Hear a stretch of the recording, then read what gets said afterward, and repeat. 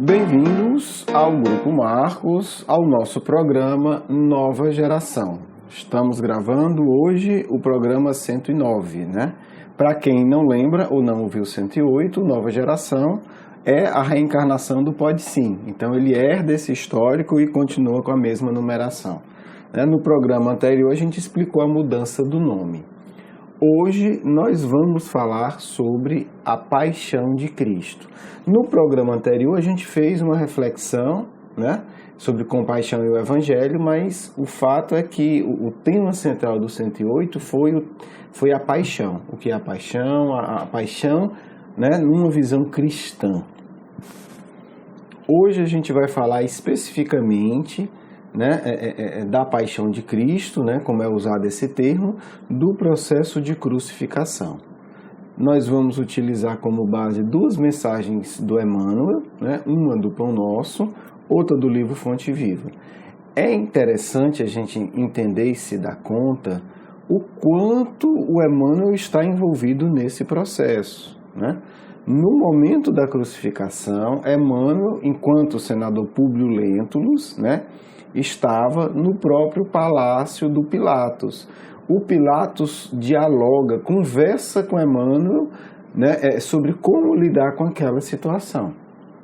A gente explorou bem isso, conversou bastante sobre isso no módulo 2, né, do nosso curso Educação Espírita, um convite à juventude, sobre o Cristo. Né? O módulo 2 toca no tema Cristo e os encontros 11 e 12, que estão no nosso blog, né, grupomarcos.com.br, a gente trabalhou muito uma reflexão sobre o aspecto histórico e o aspecto emocional do processo da crucificação do Cristo. Então, o Emmanuel está lá, ele é uma pessoa diretamente envolvida nisso.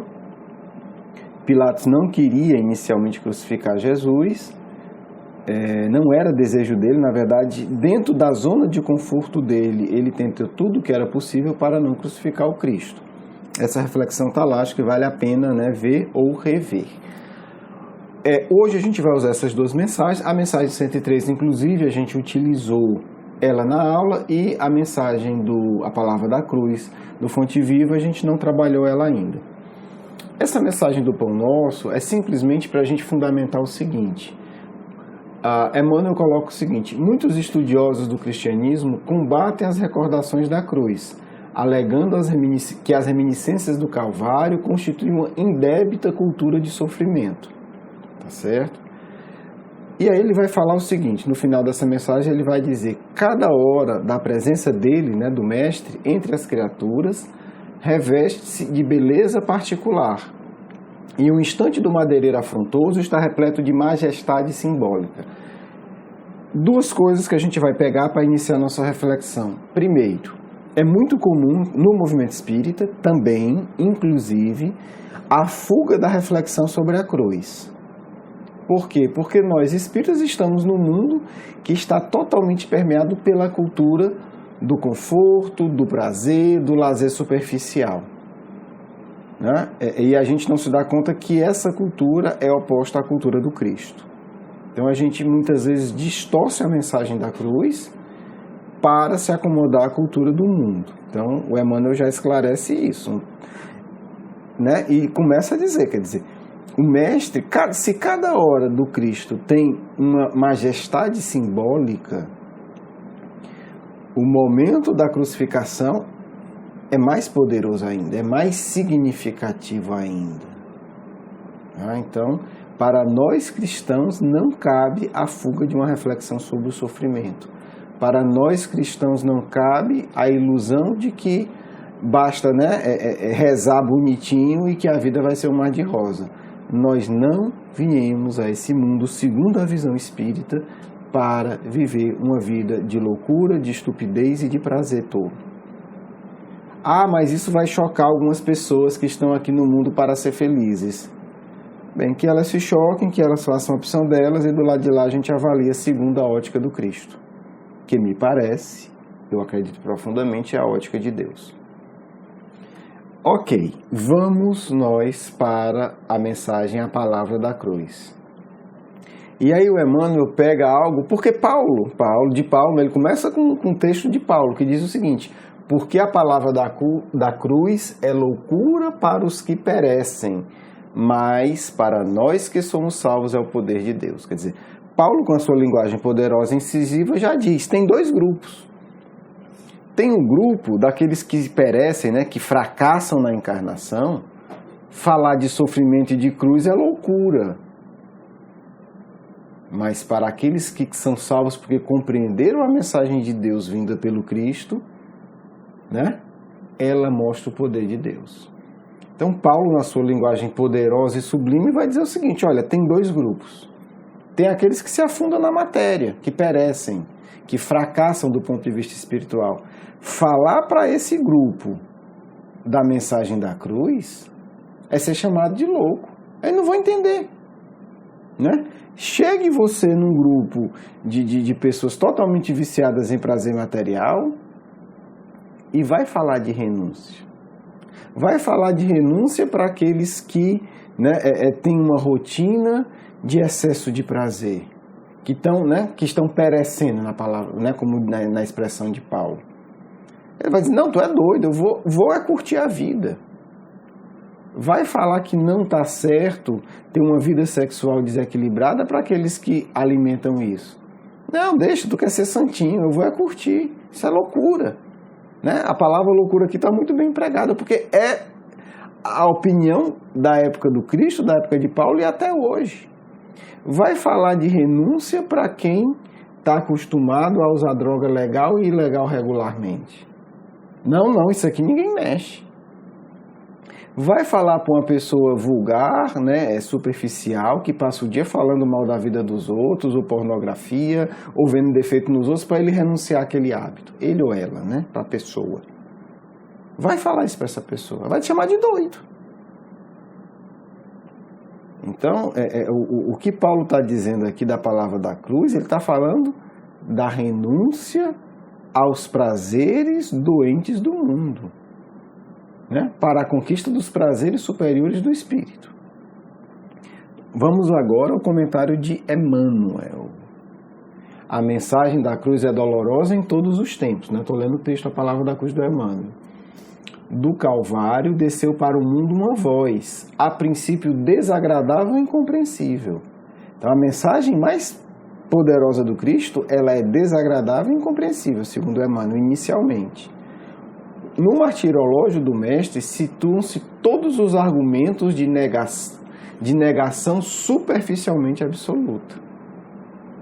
Né? Quer dizer, a superficialidade não é capaz de entender a palavra da cruz. Aí, qual é a palavra da cruz? O abandono completo dos mais amados, a sede angustiosa, a capitulação irremediável, o perdão espontâneo que expressa humilhação plena, sarcasmo ridículo entre ladrões, derrota sem defensiva, morte infamante. É isso.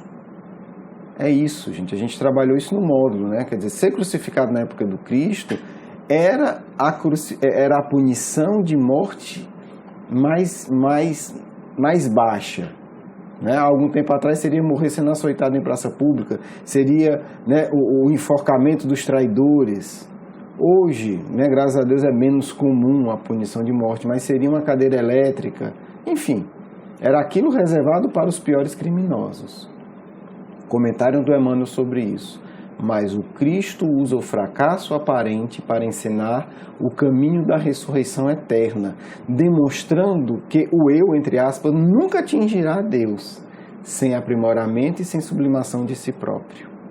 Né? E aí a gente, se quiser usar uma linguagem mais atual, a gente está falando do ego, a renúncia das ilusões do ego, a renúncia das mentiras que nós contamos de nós mesmos. Ou numa outra linguagem, né? A renúncia da falsa imagem. Porque crescer para Deus é renunciar às nossas ilusões mais caras, mais amadas. Né? Isso é crescer para Deus. Ainda hoje, continua Emmanuel, a linguagem da cruz é loucura para os que permanecem interminavelmente, eu adoro essa expressão do Emmanuel, gente, no ciclo de reencarnações de baixo teor espiritual. Semelhantes criaturas não pretendem senão mancomunar-se com a morte, exterminando as mais belas florações do sentimento. Resumo da ópera, na minha opinião, quer dizer, esse grupo, né, que Paulo e Emmanuel classificam da mesma maneira com palavras diferentes, é o quê? São os espíritos, que nós podemos estar ou não dele, que optaram, não se trata de ser atrasado, se trata de optar por permanecer atrasado.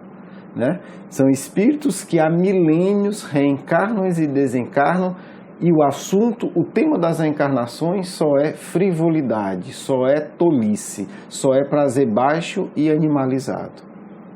Para esse grupo, e nós podemos ou não querer estar nele, a palavra da cruz continua sendo uma total loucura. Não faz sentido. O sujeito reencarna e desencarna para brigar por poder, por inveja, para ter sexo desregrado, para ter uso de drogas desregrado, né? As drogas podem mudar ao longo do tempo ou não, né? Para os prazeres, né? De baixo teor de qualidade. Aí você vai falar de sacrifício do eu, sacrifício do orgulho, reconhecimento de inferioridade para o indivíduo desse? Ele vai dizer simplesmente, você é doido. Não precisa, é essa a reação. Você é doido. E do ponto de vista dele, ele está certo. Ora, o sujeito é viciado há milênios. Aquilo é o sentido da vida dele há milênios. Você vai dizer que ele tem que renunciar? Você vai dizer que ele tem que se trabalhar? Vou ler o final da mensagem do Emmanuel, né? Só faltam 2 parágrafos. Qual é o perfil desse grupo? Qual é o perfil desse indivíduo, desses indivíduos? E eu estou falando de gente de todas as classes sociais, estou falando de uma coisa mais profunda, perfil espiritual. Né? Emmanuel vai dizer, eles dominam a muitos, incapazes do próprio domínio. Né? Eles são grandes manipuladores, mas os miseráveis se perdem porque não conseguem lidar com os próprios sentimentos. Ajuntam tesouros que a imprudência desfaz, e tecem fios escuros de paixões obcecantes em que sucumbem, vezes sem conta, nós estamos falando de centenas nas minhas contas, como uma aranha encerrada nas próprias teias. Quer dizer, cria aquele império, que para ele é gigantesco, né? Como para a aranha é gigantesco, e coitado de quem cair ali, coitado de quem se envolver naquelas vibrações escuras, mas são coisas todas insignificantes. Né? Na visão dele, eles são inteligentes, eles manipulam, eles dominam, eles conseguem riqueza, eles tecem os fios obscuros das paixões. E quando menos se dão conta, eles afundam nessas próprias paixões inúmeras vezes. Eles vivem ali naquela pequena porção negra da vida deles. Conclui Emmanuel, o último parágrafo agora. Repitamos a mensagem da cruz ao irmão que se afoga na carne, né? Esse símbolo de se afogar na carne já está bem explicado, né? E ele nos classificará à conta de loucos. É isso, não tem argumento. Você fala, o sujeito todo diz, não, é doido, é? Tá muito esquisito, que negócio estranho. Eu vou abrir mão disso? Que nada. Mas nós todos, continua Emmanuel, que temos sido salvos de maiores quedas pelos avisos da fé renovadora, quer dizer, nem o Emmanuel se colocar, então quer dizer que eu não vou cair, vai cair. Né? O que o Espiritismo vai nos ajudar, se a gente quiser, é evitar as quedas maiores. É mais uma vez ter uma encarnação inferior. Estamos informados de que, continua Emmanuel, nos supremos testemunhos segue o discípulo para o mestre. Quer dizer, a gente só caminha para Jesus nos supremos testemunhos, né? Principalmente. Porque, né? Quando o mestre subiu para o Pai na glória oculta da crucificação. Então, meus amigos, é isso, né? É essa reflexão para que a gente possa, nessa Páscoa, não ser tão tolo e ficar na superfície, né? Que a gente possa fazer uma reflexão um pouco mais séria, é a nossa proposta, né? Eu vou fazer, né? Eu estou propondo e eu farei, porque eu preciso também. Até que ponto a gente tem vulgarizado a mensagem da cruz? Até que ponto nós estamos dispostos a entender? E eu não estou falando da infantilidade, vai se martirizar, vai dar uma chicotada nas costas. Estou falando de algo mais profundo. é a crucificação das ilusões tolas que nós carregamos. E nós carregamos sim, senão nós não estávamos na Terra, ou seríamos uma grande exceção, né? Seríamos um espírito puro. Até que ponto a gente está disposto a continuar nesse ciclo de reencarnações absolutamente inferiores, absolutamente tolas, sempre tecendo fios escuros ao nosso redor? E até que ponto nós estamos dispostos, né, a seguir o Cristo nos supremos testemunhos, né, da crucificação das nossas mentiras, das nossas autoimagens mais infantis e infelizes, para nos tornarmos melhores. Eu penso, né, pessoal, opinião pessoal, eu particularmente acho que o período da Páscoa, para mim, é o período mais profundo de reflexão, porque o Natal, desculpa, a maioria de nós, a nossa sociedade já estragou. O Natal virou uma farra, né? Graças a Deus, muitos ainda conseguem preservar o espírito cristão. Talvez a mensagem da cruz, esse período que a gente reflete sobre a crucificação do nosso Mestre, seja o melhor momento, o momento mais propício para a gente pensar da nossa necessidade de sacrifício íntimo, para que a gente consiga seguir o nosso Mestre também nesse momento, para que um dia a gente mereça a glória oculta daquele que segue a própria crucificação. É a nossa mensagem, é o nosso partilhar, né? Que Deus nos ajude, que nessa encarnação a gente consiga romper esse ciclo de encarnações inferiores, como coloca Emmanuel, e a mensagem da cruz seja para nós também salvação. Um grande abraço, um grande beijo no coração. Vamos agora para a nossa segunda parte.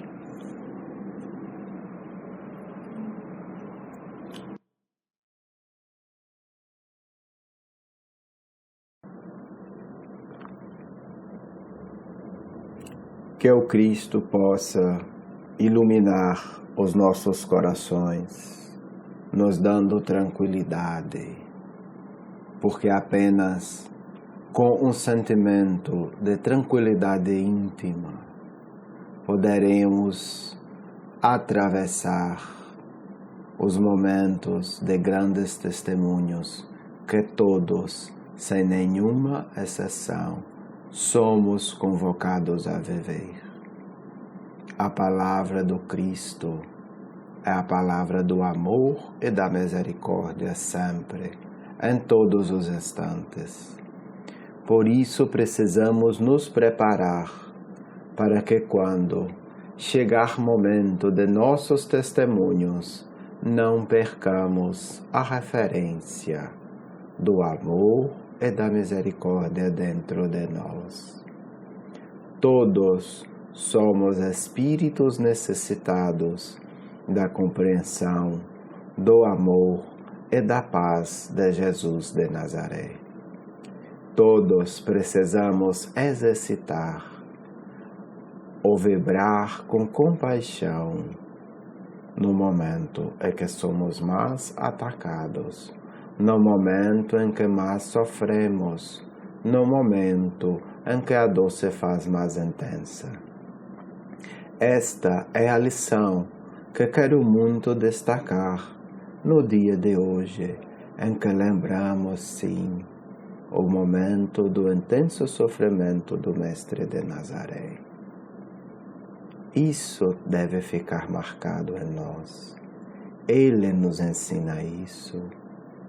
Misericórdia com o abandono, misericórdia com o que humilha, misericórdia com todos aqueles que foram tão ajudados e que gritaram: crucifica Jesus, porque cederam às pressões do mundo, cederam às pressões da vaidade e do medo de ter punições sociais. Muito importante que você pense nisso, meu amigo, minha amiga. Será que serei capaz, no momento de que quem espera o acolhimento e vier uma calúnia, serei capaz de agir com compaixão? Se não, é importante pedir ajuda daquele que veio a este mundo nos ensinar isso. Porque testemunho supremo significa agir como mestre no momento de maior dor, agir como mestre no momento de maior solidão, agir como mestre no momento de maior abandono. E agir como mestre significa sentir compaixão, ser capaz de olhar para aquele que trai e ver pelo ângulo de que o outro também é fraco, o outro também é doente, e que o outro terá também sua estrada de amargura. E não apenas sentir-se a vítima, o coitado, o sofredor maior de todos. Isso, mensagem do Mestre. Entender isso é muito importante, porque o coração que faz esse exercício diariamente se prepara para uma importantíssima ascensão espiritual. Cada dia, pensar quem me magoou hoje e tentar entender de uma forma elevada a situação que trouxe mágoa. Quem me fez sentir mal hoje é tentar entender de uma forma elevada, principalmente vendo a vantagem espiritual que a dor traz. O que posso ganhar com isso se eu souber lidar de uma maneira cristã? O que posso ganhar com isso se souber lidar como Cristo lidou com aqueles que trouxeram tantas dores para o seu corpo e seu coração? Esse é exercício simples, mas que ao mesmo tempo traz muitas reflexões e é um ensino precioso. Que possamos, neste momento, ficar em paz, refletindo sobre isso, pois aquele que quer chegar preparado ao seu testemunho supremo precisa, obrigatoriamente, treinar todos os dias a perdoar as pequenas coisas, não apenas dizer perdoo, mas aprender a traduzir em paz, em misericórdia, em compaixão, a dor que foi trazida durante o dia. Se fizer isso, estará aproximando o seu coração do Mestre, e no dia do testemunho supremo, que todos nós temos, que toda encarnação obrigatoriamente tem, estará muito mais preparado e, quem sabe, conseguirá ser fiel ao Cristo na própria crucificação, que acontece de várias formas, mas que devemos contar como algo certo. Que todos, nesse período de reflexão tão elevada sobre a morte do governador do planeta, possam pensar também: ele não fez isso à toa, ele fez isso para que eu aprenda uma lição, porque eu também terei meu testemunho e posso aprender com ele e sair vitorioso. Que todos tenham muita paz e que seja um período de intensas reflexões do amigo espiritual de sempre.